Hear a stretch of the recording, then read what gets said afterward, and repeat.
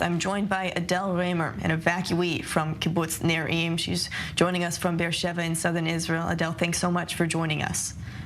Thank you for inviting me. First off, I just want to hear from you. Describe your experience to our viewers, because you have been evacuated from your home for nearly 4 months now, not living in your community for 119 days. Give us a feel of what you've been experiencing. On October 7th, you mean? And all of the days since then. You haven't been in your home for 4 months now. Right. So October 7th, I was like everybody, holding down the handle and hearing Arabic outside and gunshots. And it was the most frightening day of my life. Frustrating, waiting for the army to come save us. And it took 7 hours. And I was in that safe room for 11 hours. Since then, on October 8th, we were evacuated to Eilat. We were in a wonderful hotel that hugged us, that gave us the most amazing hug you can imagine, and did everything they could. The King Solomon Hotel did everything they could to make us feel at home. But the conditions are hard, and the footage that you were just showing now is footage of the capture of some of the people from my community. We had 5 people captured, 5 people slaughtered, and we're a community in mourning. We're a community that needs to heal. And when you're in a situation like a hotel with so many people crammed into small spaces, no matter how beautiful and wonderful the hotel is, that's difficult. My daughter left after a few weeks with my grandchildren, who were highly traumatized because their dad shot a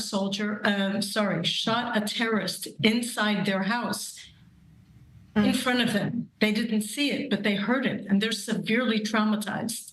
So 3 weeks ago, we started, first of all, the community, with the help of Tkuma, of the government body that is helping resettle people, relocate people, communities that have been evacuated.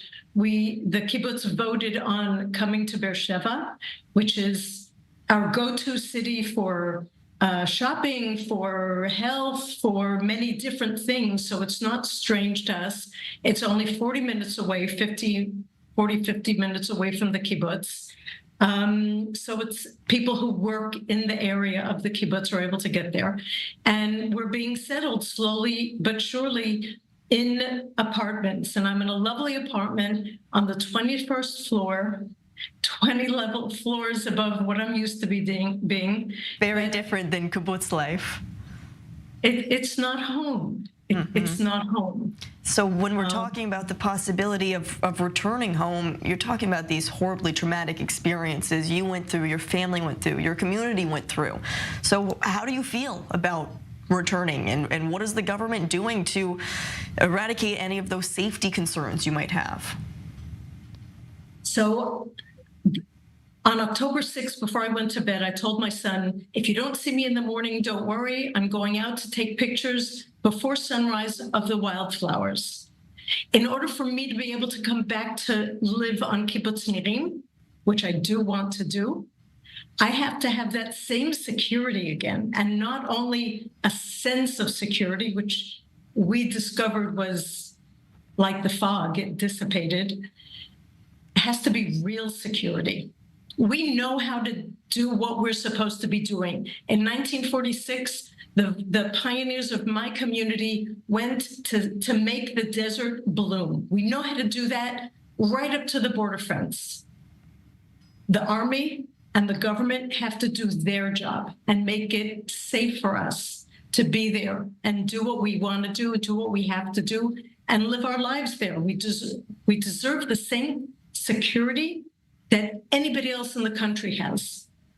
And for you, on a personal level, you're talking about the safety concerns, but what will it take for you to return home? I'll have to see what's going on the other side. I cannot live with neighbors like those anymore.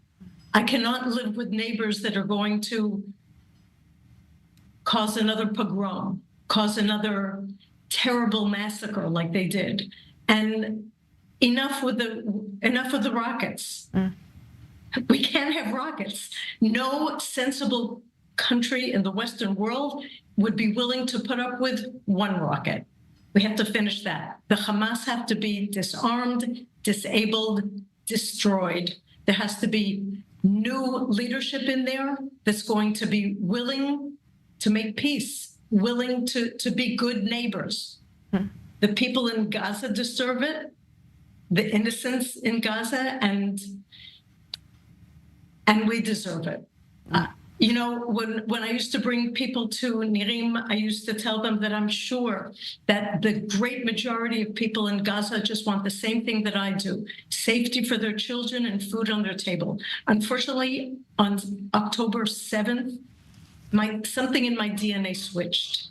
And tragically, I'm not sure that it is the great majority anymore. They're going to have to prove it to me as well, because we have 136 people of ours still in Gaza, 119 days. That is totally unacceptable. Adele Raymer, thank you so much for sharing your insight and your perspective I'd just like to mention, we have two of our people there, Yegev Bushtav and